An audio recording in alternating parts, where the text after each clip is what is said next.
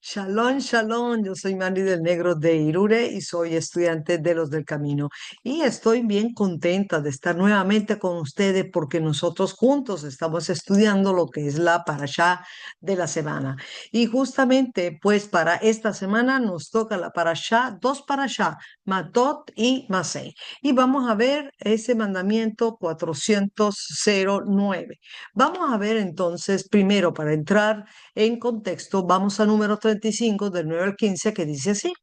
Habló Hashem a Moisés diciendo, habla a los hijos de Israel y dile a ellos, cuando crucen el Jordán hacia la tierra de Canaán, es decir, entrar en la tierra prometida, designarán para ustedes ciudades, ciudades de asilo serán para ustedes, para que pueda fugarse allí un homicida que mate accidentalmente, es decir, esto es un asesinato involuntario.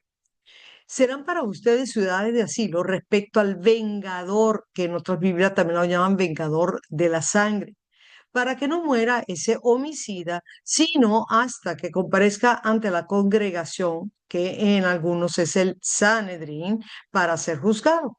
Las ciudades que se designarán, 6 ciudades de asilo serán para ustedes. 3 ciudades cederán al otro lado del Jordán y 3 ciudades cederán en la tierra de Canaán.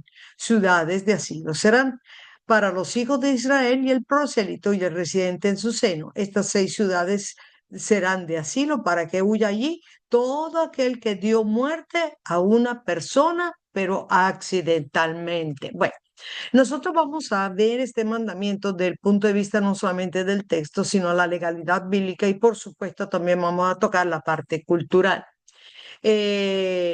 Nosotros estamos utilizando este libro que es el Teria Mismos para el estudio de los mandamientos.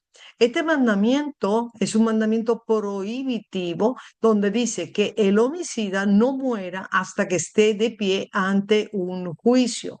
¿Cuál es la esencia? La esencia es que está prohibido ejecutar a una persona culpable que merece la muerte antes de ser juzgada.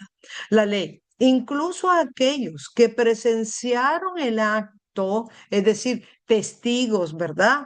Y están seguros de un veredicto de culpabilidad, o sea, ellos están seguros que esa persona es culpable porque la vieron, no pueden matar al acusado. Ok, vamos a ver primero qué es la ciudad de asilo o ciudad de refugio. La ciudad de refugio era para una persona que cometió un homicidio, fíjense bien, involuntario, para evitar ser asesinado por el vengador de la sangre antes de ser juzgado. Y habían 6 ciudades de asilo, fíjense, habían 3 en el este, el Golán, Ramón Gilad y Bezer, y habían 3 también, pero del lado oeste, ¿verdad? Kedesh, Shechem y Hebrón. El Talmud y Ramban dicen que estas eran parte de las 48 ciudades levíticas, pero tenían un estatus diferente. Este estatus era de protección. Ahora, ¿qué es el vengador de la sangre? El vengador de la sangre es el pariente masculino más cercano del fallecido.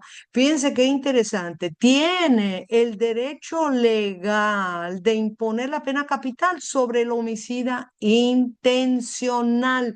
O sea que aquí es por asesinato premeditado. ¿Ok?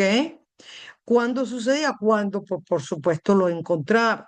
El propósito de este vengador de la sangre era restaurar la justicia o la ira familiar y purificar la tierra por sangre inocente.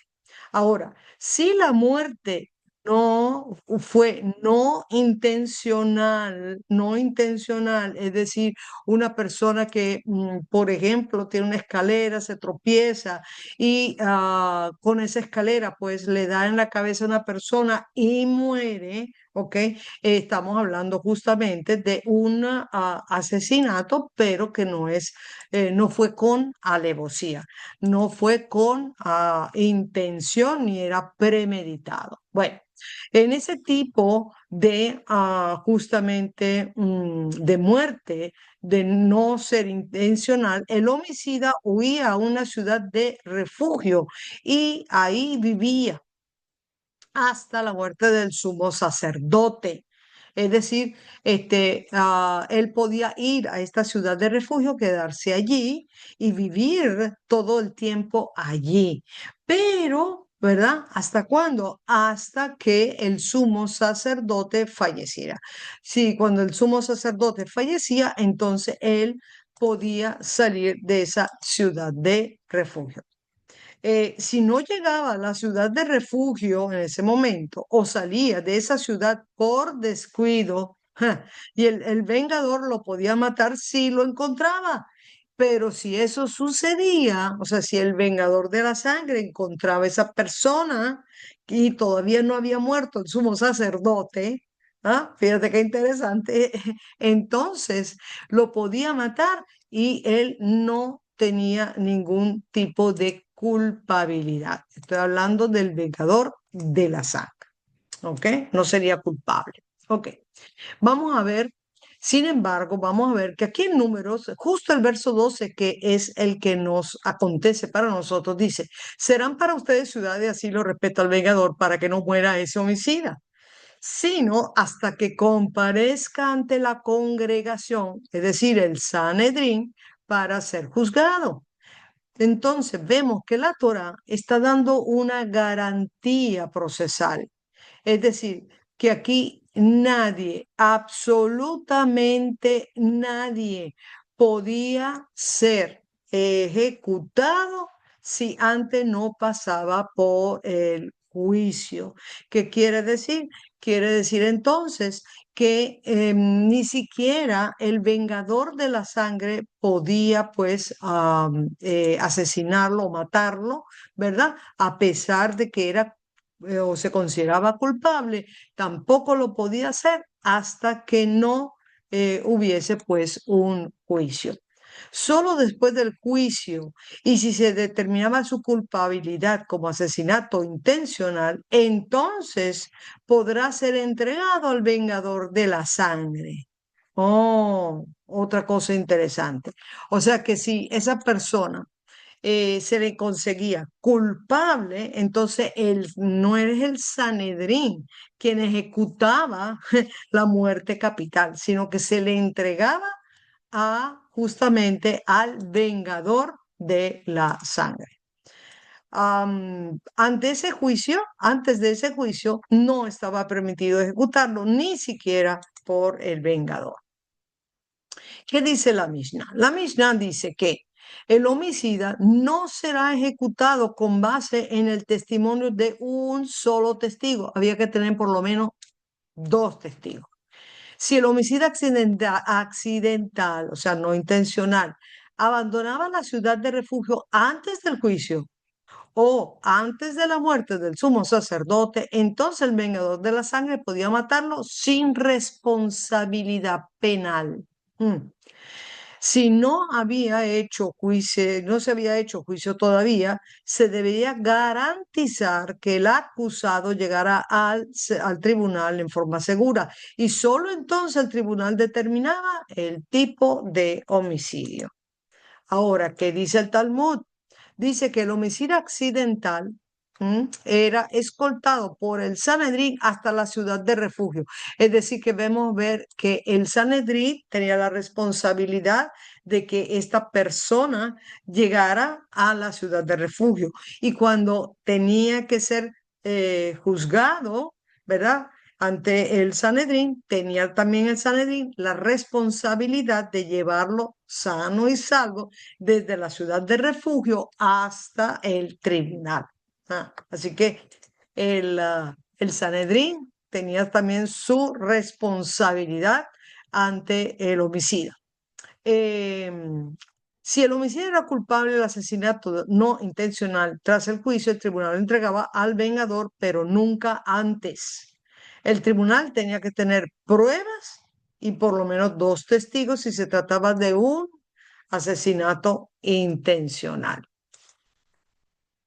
Jacob Milgrom en el JPS Torah Commentary dice que la ciudad de refugio transforma la venganza privada en justicia pública y prohíbe el derramamiento de sangre sin el previo juicio. Mary Douglas en Leviticus as Literature dice que el vengador de la sangre es regulado legalmente para proteger la santidad de la comunidad. El vengador de la sangre no era para ejercer venganza personal. Esa no es nunca ni era la idea del vengador de la sangre, a pesar de que la palabra dice vengador, ¿ok?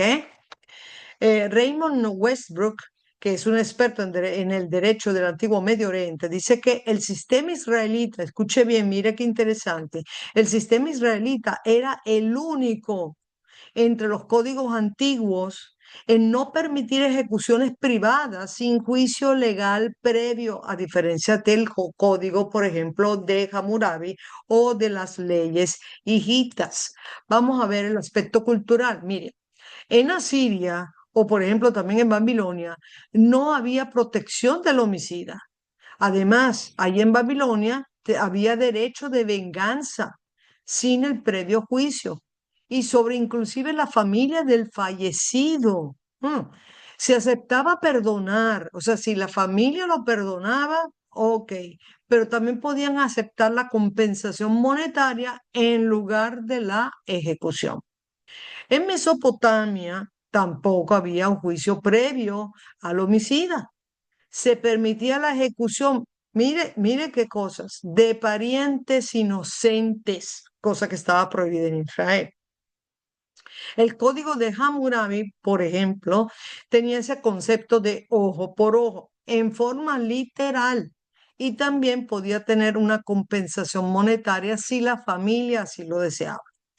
En Israel, si había un juicio previo, fíjense que es totalmente diferente en Israel. Había juicio previo, no tenía derecho a perdón por parte del familiar. ¿Y qué quiere decir esto? O sea que aunque la familia lo perdonaba, por decirlo así, pues de todas maneras él tenía que tener un juicio. Y si en el juicio resultaba pues culpable, pues entonces venía la pena capital, a pesar de que la familia lo había perdonado, la familia pues del fallecido.